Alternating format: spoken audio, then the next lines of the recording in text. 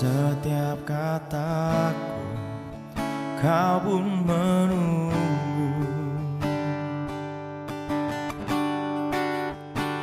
Tak kusangka ku temukan satu kasih yang abadi.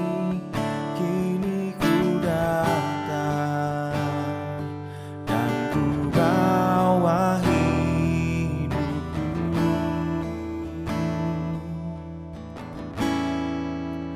memandang wajahmu, mengikuti kebaikanmu, mengejar hadirmu dalam hidupku,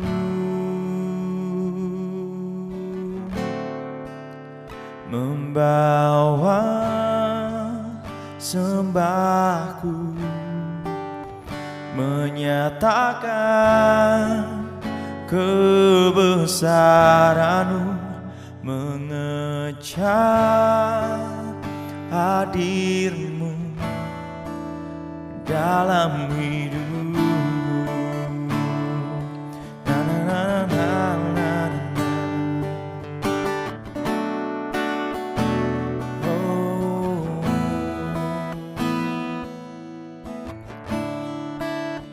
Dekat padamu itu rinduku,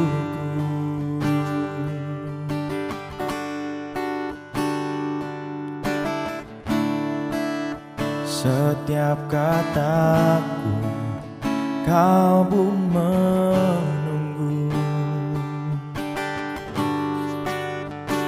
Tak kusangka ku temukan satu kasih yang abadi.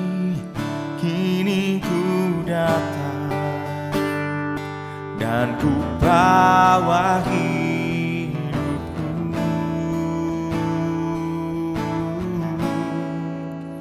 memandang wajah-Mu, mengikuti kebaikan-Mu, mengejar hadir-Mu dalam hidupku,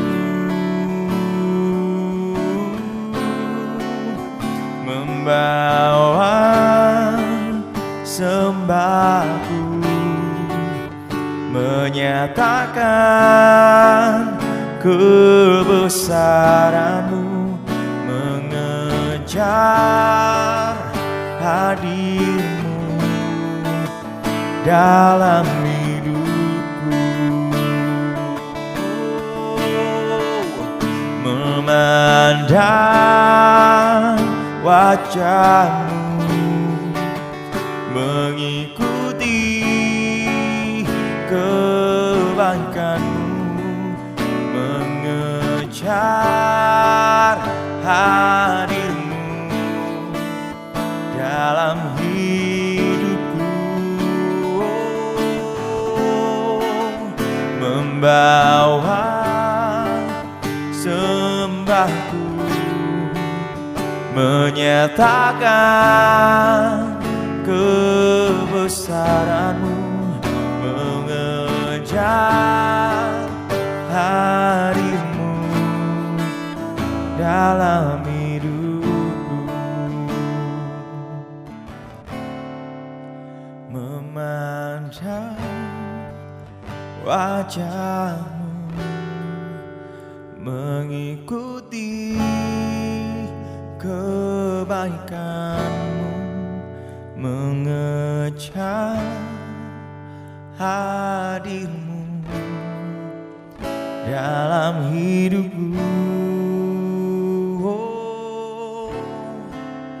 membawa sembahku, menyatakan kebesaran-Mu, mengejar mengejar hadirmu dalam hidupku, mengejar hadirmu dalam hidupku, mengejar hadirmu dalam hidupku.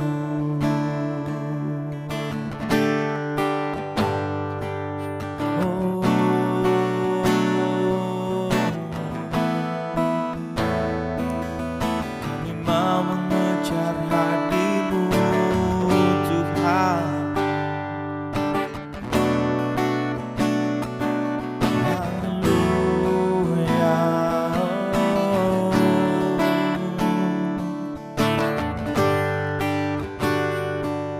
Haleluya, kami mau mengejar hadirmu, mengejar kebaikanmu Tuhan. Haleluya,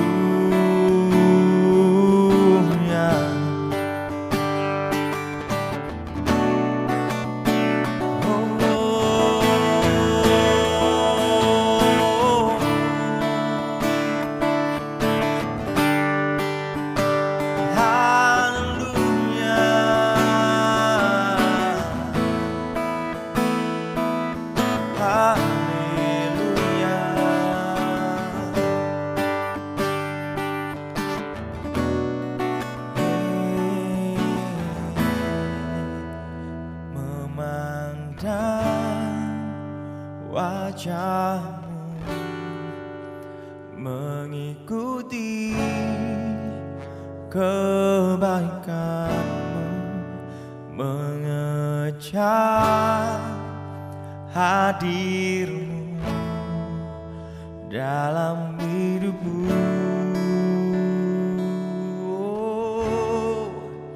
membawa sembahku, menyatakan kebesaranmu, mengejar hadirmu dalam hidupku.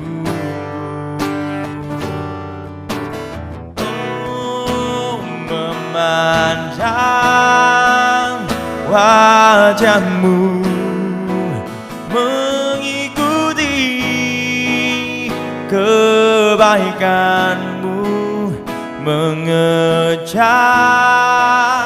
hadirmu dalam hidupku, membawa sembahku, menyatakan kebesaranmu, mengejar hadirmu Tuhan dalam hidupku, mengejar hadirmu dalam hidupku, mengejar hadirmu di dalam hidupku.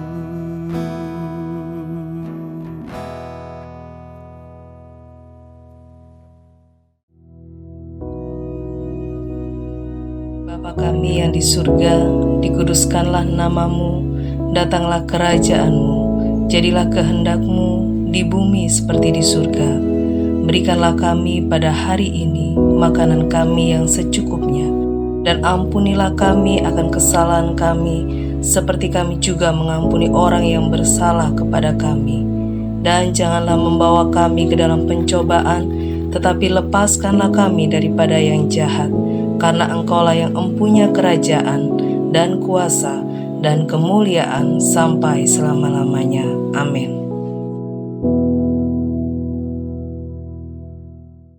Mari sekarang kita belajar dari firman Allah. Kita akan melihat 2 Tawarikh pasal yang ke-32.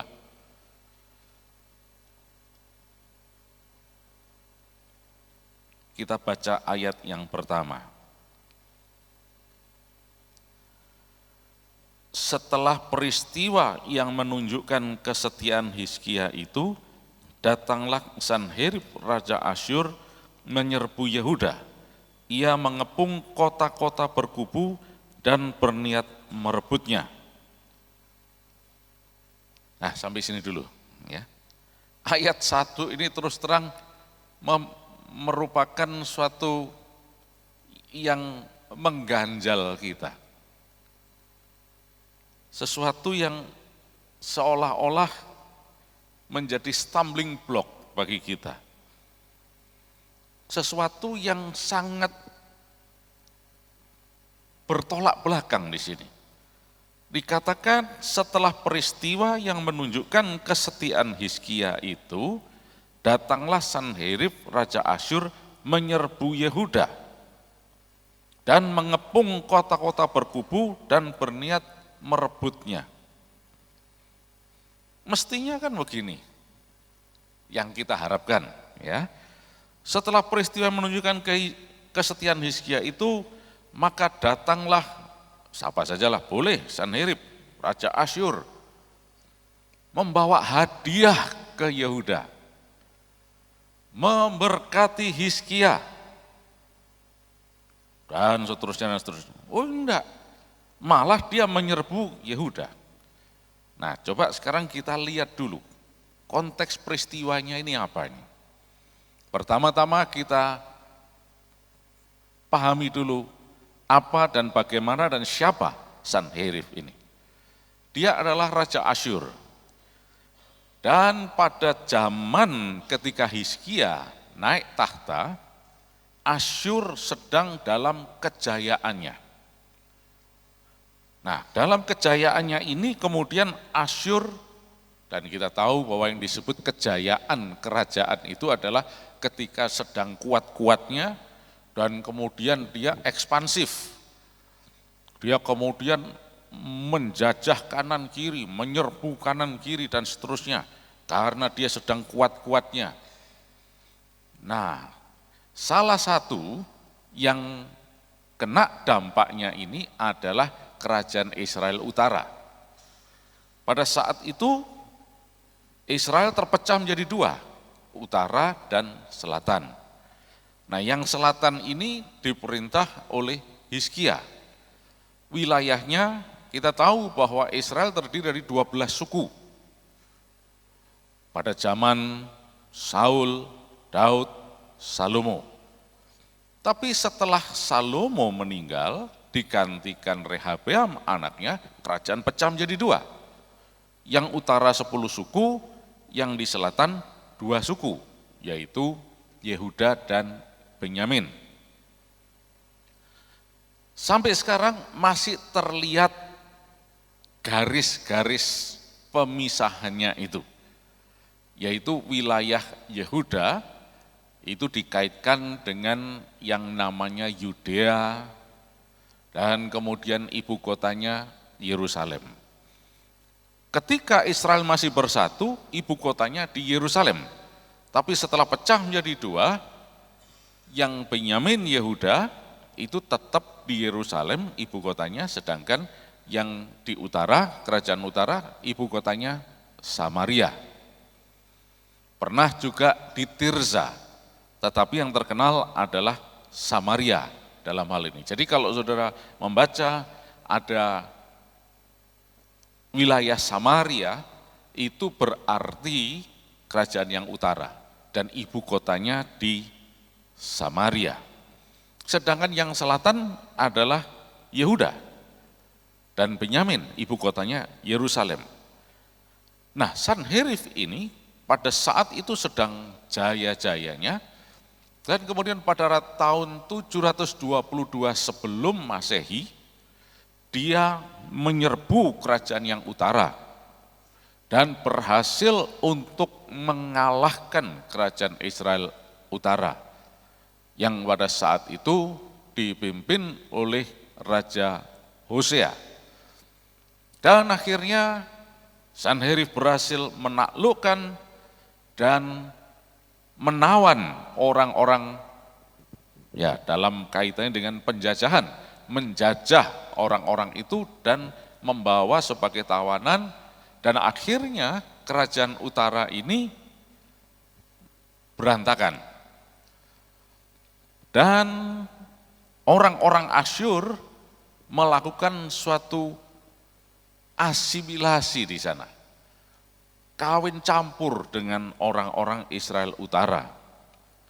Dan ini dampaknya sampai terus ke zaman Yesus. Ingat, itu 722 sebelum Masehi. Tetapi dari situ dampaknya sampai ke zaman Perjanjian Baru. Kita lihat bagaimana orang Samaria tidak mau bergaul dengan orang Yahudi. Kenapa? Ya ini sejarahnya. Karena mereka pecah ya menjadi dua, dan orang Samaria ini kemudian bagi orang Yudea, Yehuda atau disebut Yahudi, akhirnya mereka menganggap oh sudah enggak asli nih, sudah campuran dengan orang kafir, Asyur dan daerah-daerah yang lain yang dikuasai Asyur. Nah inilah yang disebut Samaria tersebut. Nah kemudian karena Sanherib melihat keberhasilan yang besar atas kerajaan Israel Utara, dia berpikir, kalau yang Yerusalem aja jauh lebih kecil, memang komposisinya memang beda.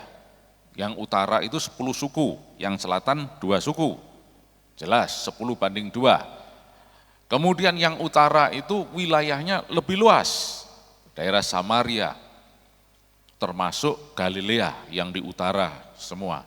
Sedangkan yang di selatan itu cuma wilayah Yudea saja, atau daerah Yehuda, jauh lebih kecil dibanding yang utara. Yang selatan pada saat itu diperintah oleh Hizkia. Nah, Sanherib kemudian beranggapan kalau yang utara saja itu gampang untuk ditaklukkan, maka ini yang Yerusalem, Yehuda, ini lebih gampang lagi karena jauh lebih kecil. Itu menurut anggapan Sanherib. Nah, jadi di sini kita melihat dengan jelas sekali apa sebetulnya yang diungkapkan di dalam pasal 32 ayat 1 ini. Yaitu ketika Sanherib, Raja Asyur menyerbu Yehuda dan mengepung kota-kota berkubu dan berniat merebutnya. Ya. Nah, sekarang yang selanjutnya kita lihat Hizkia sekarang. Hizkia naik tahta sekitar keruntuhan Israel Utara. Mengapa? Kok cuma Israel Utara yang runtuh? Kok selatan belum? Nah, justru ini. Pada zaman Hizkia ini, Israel Selatan ini sedang diambang menuju keruntuhan karena diserbu oleh Sanherib. Tapi kenyataannya kita lihat nanti bahwa Sanherib nggak berhasil ternyata. Nah dari sini kita bisa melihat gambaran yang jelas. Ya. Nah kembali kepada Hizkia ini. Ketika dia naik tahta, diserbu oleh Sanherib yang tadi beranggapan bahwa Yerusalem itu wah kecil itu ya, gampang. Tetapi yang kita lihat di sini justru Hizkia ini disebut, dicatat sebagai raja yang setia, takut akan Tuhan. Kita tahu bahwa kerajaan Israel Selatan itu beribu kotakan Yerusalem, raja-rajanya ini diperintah oleh keturunan Daud semuanya. Jadi bisa dikatakan kerajaan Israel Selatan ini atau Yerusalem dipimpin oleh dinasti Daud, keturunan Daud semuanya. Nah, di antara daftar raja-raja itu ada yang setia, yang takut akan Tuhan, tapi ada juga yang tidak takut akan Tuhan. Nah, Hizkia kita lihat ternyata seorang raja yang takut akan Tuhan.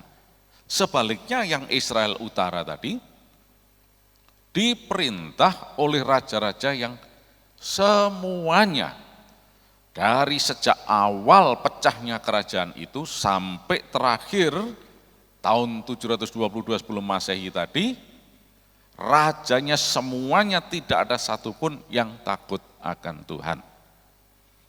Di antara raja itu ada yang terkenal, dan kita tahu ceritanya, mungkin nanti lain saat kita akan bahas itu. Namanya Raja Ahab dan punya istri Isabella, ya, atau Isabel. Nah, ini yang terkenal. Ya. Pada zaman itu terjadi konfrontasi dengan Nabi Elia. Ya. Nah, karena apa? Yang di utara ini itu bukan satu dinasti, tetapi hasil dari penggulingan kekuasaan, kudeta. Ketika raja ini memerintah, jenderalnya kudeta, terus ngangkat diri jadi raja. Nanti dia dikudeta lagi oleh panglimanya, dan seterusnya, dan seterusnya. Ya, akhirnya kita lihat bahwa ini kerajaan utara ini berganti-berganti raja, tapi semuanya nggak ada yang takut akan Tuhan. Berbeda dengan yang selatan. Di sini ada Hizkia yang pada saat itu dicatat setia kepada Tuhan. Kita lihat dulu, apa sih kesetiaannya Hizkia, ya? Untuk itu mari kita mundur ke pasal yang ke-29.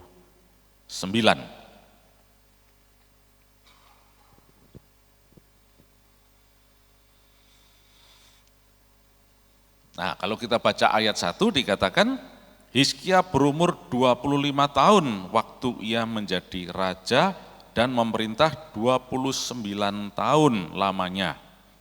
Lompat ayat 2, ia melakukan apa yang benar di mata Tuhan, tepat seperti yang dilakukan Daud bapak leluhurnya. Nah, jelas di sini dicatat seperti tadi yang saya jelaskan, Hizkia ini cicitnya Daud,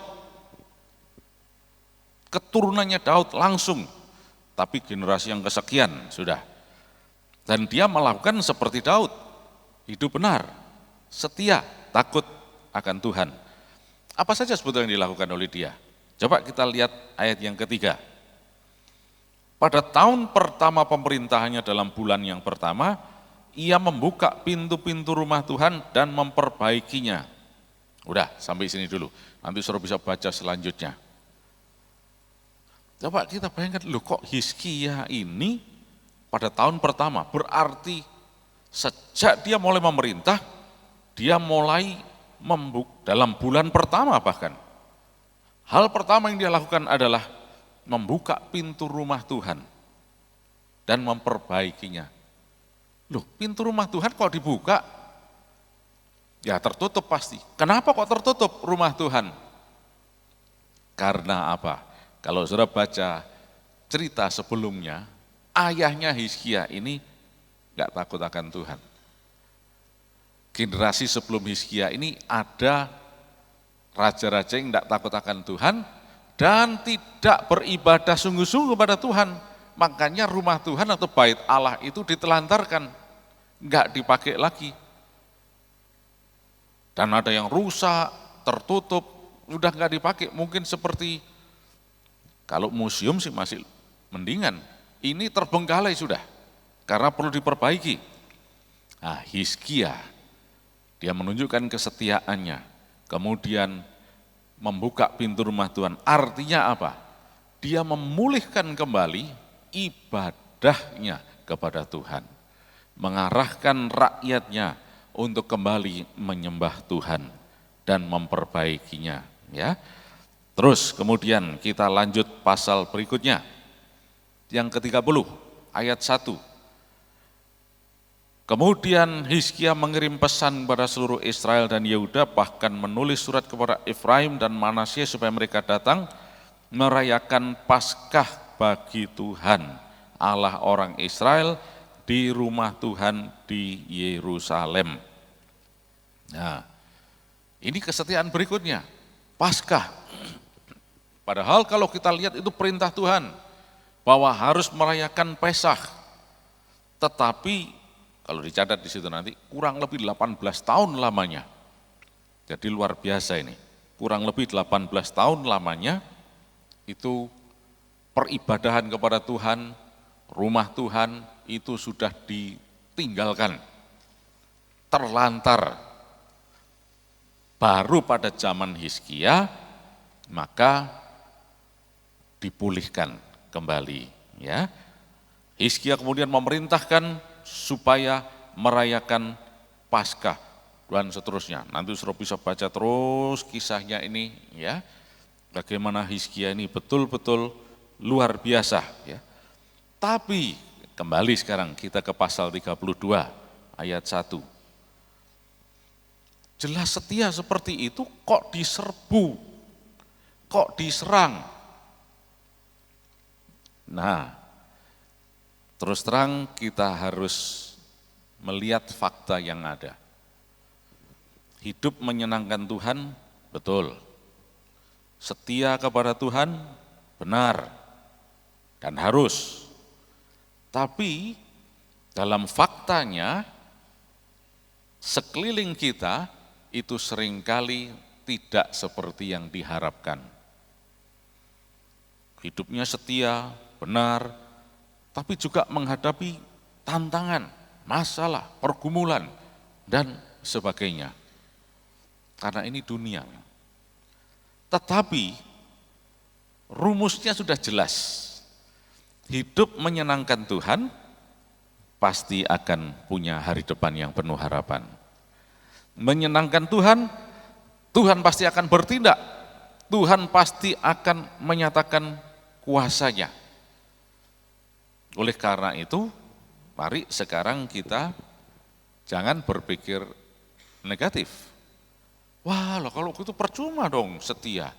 Percuma ikut Tuhan, toh juga sama mengalami. Berbeda. Baik kita, itu sebabnya dikatakan enggak ada pilihan lain. Tetaplah setia, tetaplah hidup menyenangkan Tuhan, sebab kepastian itu dijamin. Yaitu orang yang menyenangkan Tuhan, pasti nanti Tuhan akan menyelamatkan. Tuhan pasti akan menolong, Tuhan pasti akan memberikan jalan keluar. Itu pasti. Tapi kalau tidak menyenangkan Tuhan, enggak ada jaminan kepastian. Dan tidak akan ditolong oleh Tuhan. Walaupun setia, tapi menghadapi banyak situasi yang tidak diharapkan. Di dunia ini ada sakit penyakit, ada kuman dan sebagainya. Ya memang ini dunia, tapi enggak usah khawatir. Ada Tuhan yang akan bertindak dalam hidup kita. Dia jauh lebih berkuasa dari kuman apapun. Sekarang dunia sedang mengembangkan teknologi-teknologi yang luar biasa. Bagaimana dan bahkan sekarang sudah dipelajari. Dari tanggal kelahiran seseorang itu bisa diprediksikan problem kesehatan apa yang akan terjadi dalam tubuhnya. Dari DNA-nya, ini secara ilmiah, bukan secara nujum ya, dan hal-hal yang irasional. Ini dibuktikan, dari DNA-nya akan kelihatan. Itulah sebabnya sekarang mereka mengembangkan sel untuk memulihkan hal itu. DNA-nya sekarang mulai difokuskan, sehingga dari situ akan diperbaiki. Ya, ini sebetulnya prinsipnya sama. Seperti kalau kita di mobil, wah ini ada onderdilnya, spare partnya yang rusak, diganti baru. Nah, mobil jalan lancar. Begitu juga dengan tubuh manusia. Nah, kali ini bahkan penyakit kanker sekalipun, itu sangat mungkin untuk bisa dihilangkan menjadi 0% dengan teknologi yang baru ini. Nah, kita lihat bahwa ternyata Tuhan itu berkuasa, nggak pakai teknologi apa-apa, dengan kuasa dalam nama Yesus, kesembuhan terjadi, mujizat terjadi. Ya, nah kita lihat bahwa sebetulnya ini ada, tetapi kita tahu ini dunia, ya. Selain itu di dunia penuh dengan masalah dan sebagainya. Jadi tidak ada pilihan lain. Mari secara positif kita mengatakan, pokoknya aku harus tetap menyenangkan Tuhan. Ketika aku menyenangkan Tuhan, Tuhan pasti akan menolong, Tuhan pasti akan menyelamatkan, Tuhan pasti akan memberikan kemenangan kepadaku. Puji nama Tuhan, kita bersyukur kepada Tuhan. Terima kasih Tuhan, sepanjang hari ini dalam nama Tuhan Yesus Kristus yang mengikuti melalui live streaming diberkati berkelimpahan. Tuhan memberikan keberhasilan, kesehatan, dan kuasa darah Yesus akan melindungi, menjauhkan dari segala bahaya apapun. Dalam nama Tuhan Yesus Kristus, yang percaya diberkati, mari katakan sama-sama, selamat pagi, Tuhan Yesus memberkati.